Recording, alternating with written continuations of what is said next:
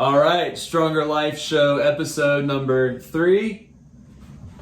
Oh man, came in strong there. Yeah, Conan, that's how you do it. All right, my name is Dustin Jones, one of the 3 coaches of Stronger Life. Jeff Musgrave, one of the other coaches that's not Amy. That's not I'll Amy. give you a hint. Yeah, not Amy. That's right. All right, so we've got a good episode today. We're going to be talking about the difference between muscle soreness and pain and how to kind of manage those and think about those in the context of getting fit and exercise.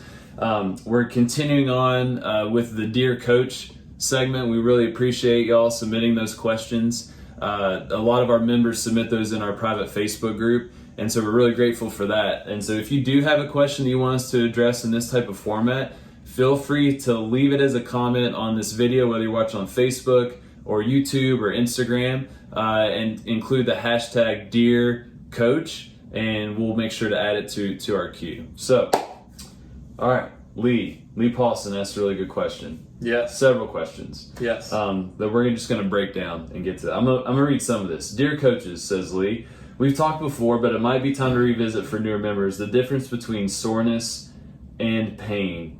You mentioned delayed onset muscle soreness in your video the other day, which I'm sure we all get from time to time, as the case may be. So assuming I either have DOMS or acute muscle soreness, how do I treat it? And then she goes to ask several questions that we'll address kind of getting into soreness. So we'll talk about delayed onset muscle soreness, or DOMS. We'll refer to it as DOMS from here on out, and then we'll kind of get into pain and all that stuff. DOMS, that's a tough one, right? You've had some good DOMS. I have it right now. Yeah, right now. Right now. Sit-ups yesterday. Okay, so that's a good point we should probably start with, is that you likely are going to continue to experience this with exercise, but maybe not as much as what you may experience it as a new member. So delayed onset muscle soreness, for some, it's gonna come around maybe 24 hours after you work out. Some 48 hours. When do you typically get sore after workout? It hit me 26 hours. 26 hours. Yes, all right. to be exact. Yeah. So for me, it's I could work out last night and I go to sleep and I'll probably be sore the next day. For Megan, she's usually a 36 to 48 hour. Yeah. So there's some variation there. Typically the cause, there's been lots of theories, right? But just think, you basically break your body down a little bit in order to build it back up. So there are kind of like micro tears, if you will, in some of the structures, and it has an inflammatory response, but that's not a bad thing. That is what you need to get stronger and grow. So DOMS is really a part of the process to get stronger. Now, not to say you are in the pursuit of soreness all the time. That's not what we're saying. But don't view it as necessarily a bad thing. Yeah, I knew to expect it.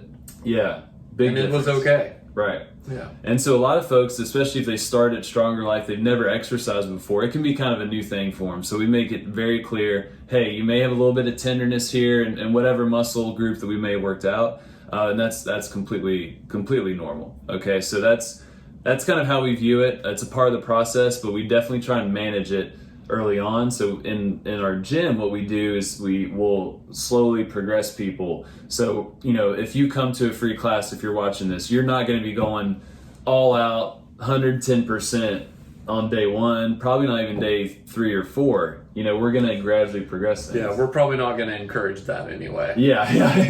we do have it happen from time to time. People get excited. We're having a lot of fun. The music's cranking. Mm-hmm. Some people get after it the first day, even if they've not been working out for a while. And that's a great setup for some DOMS. Yeah, that's true. So we try and control that. Usually a couple weeks, and people get an idea of what's too much and get an idea from there.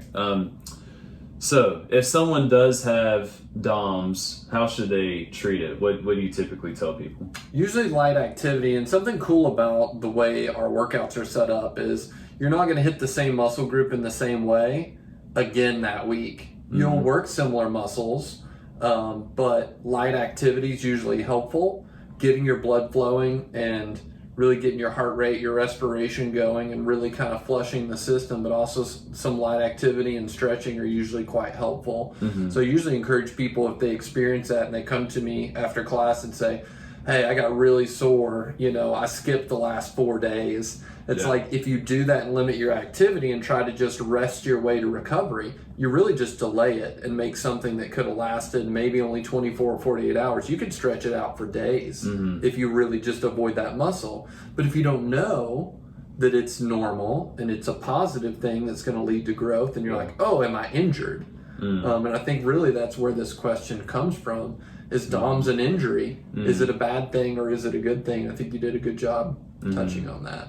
Yeah, and that the light movement's really, it's counterintuitive, right? I mean, we feel this on a weekly basis to where we'll do something really challenging and then we're going to go to the gym the next day and we're still kind of stiff.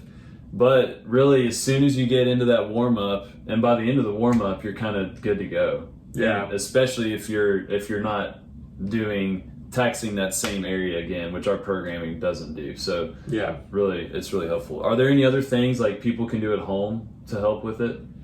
Yeah, I mean, like going for a walk, or usually we give stretches like right after class. I'll usually recommend people to do even a light version of some of those movements the next day if they're already getting sore and they think it may get worse. Light movement, similar movements, and then some stretching after is super helpful, or going for a long walk if it's a lower body movement. Yeah.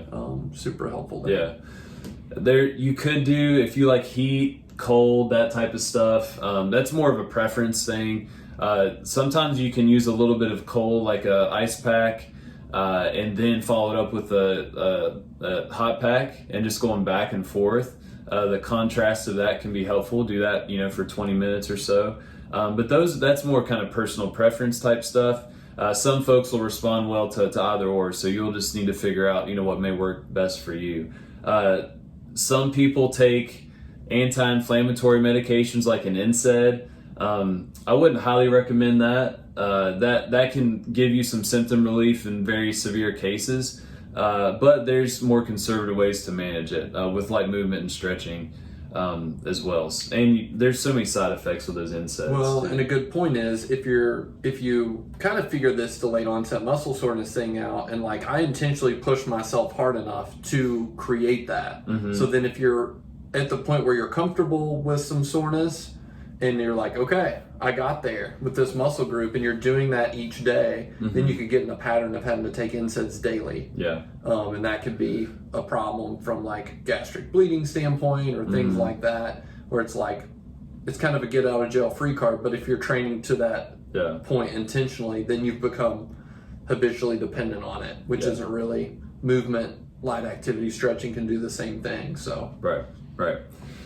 So those are some things you can do. There's some interesting research looking at how some people get more sore than others. So there is some individual variability. Also lifestyle factors. So if you are staying hydrated, eating a well-balanced diet, if you're getting ample sleep. So those other areas of health in life, you want to make sure that those are optimized, because those can help with soreness as well. So there's lots of things that we can do, but one of the most quick and effective is going to be that light movement and stretching. So, all right, so let's get into the second part of the question, and that's where, am I sore, or is there something wrong? I have pain, and when to know how to navigate that scenario. And let's say it is pain, what do I do about exercise or StrongerLife?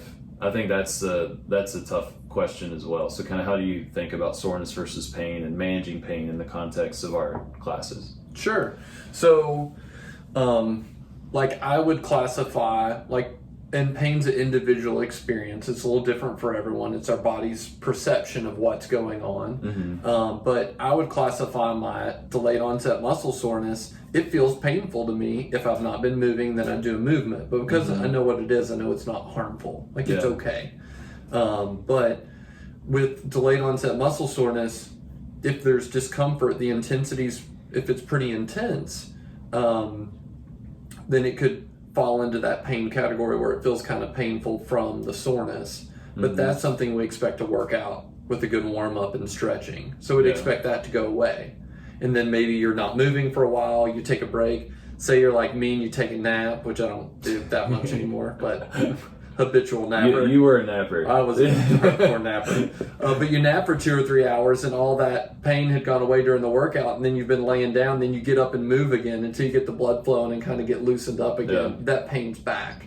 That's totally different than every time I take my arm overhead, I get a sharp quality of pain that limits my movement or ability to load, but still yet, that's not a reason not to come to the gym per se. The cool thing is we've got lots of options.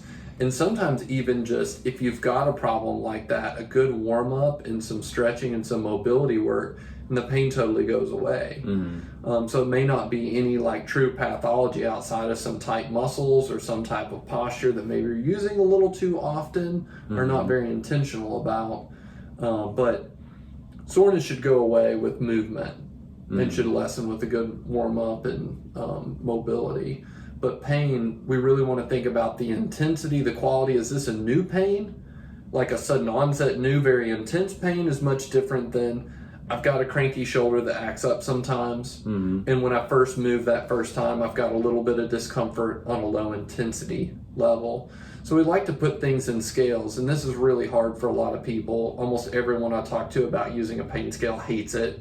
Because pain doesn't feel like a number. It doesn't feel like a 2, 3, 4, 5, 6, 7. So we're trying to quantify something that's very abstract, which makes it difficult. But most commonly we look at like a 0 out of 10 pain being no pain whatsoever, no discomfort, and 10 being like an emergency room type pain, which I like kind of tongue-in-cheek joked about, like a bear ripped my arm off. I think we could agree the intensity of pain we would experience there, that would be a 10 out of 10 a true emergency.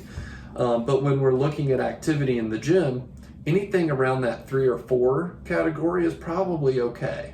Especially if it goes away with movement or activity. If it's a 3 or 4 ramping up to 5, 6, or 7, that's a point where we would expect a member to reach out to us and be like, hey Dustin, this is like, seems to be getting worse the more I move it.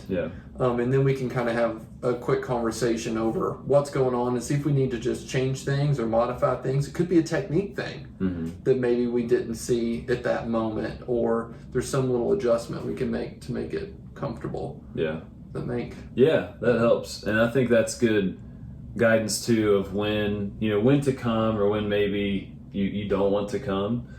I think for a lot of people, the conversations we have is when they have some new issue or they're having pain and they say, no, I'm not coming to class. And that's, we can modify around so much, but I think what we need to realize as well is what helps heal the body is a lot of it's related to blood flow, getting a lot of helpful cells to that particular area. And the best way to increase blood flow is exercise. And if we can do that in a manner that we're not causing more pain in that particular joint, whatever it is, and get people moving, then that's a win for sure. So there's a lot of value to continuing to try to exercise even in the presence of pain. Absolutely. If you can do it in a way that doesn't ramp up the pain even more. So yeah, that's helpful. One of our members made based on what Jeff just said of that kind of 0 to 3 to 4 out of 10 pain, and then up to like 5 or 6 is like, we're going to be a little more cautious, and beyond that kind of red, kind of like a traffic light graphic, which is pretty cool. Lucy McDonald made that, which is pretty awesome. We can put a screenshot of that on our website on the blog post underneath this video. So, all right, I think it's a good place to stop. If y'all have any other clarifying questions about this topic, drop them in the comments. Put #DearCoach, and we'll be sure to address them.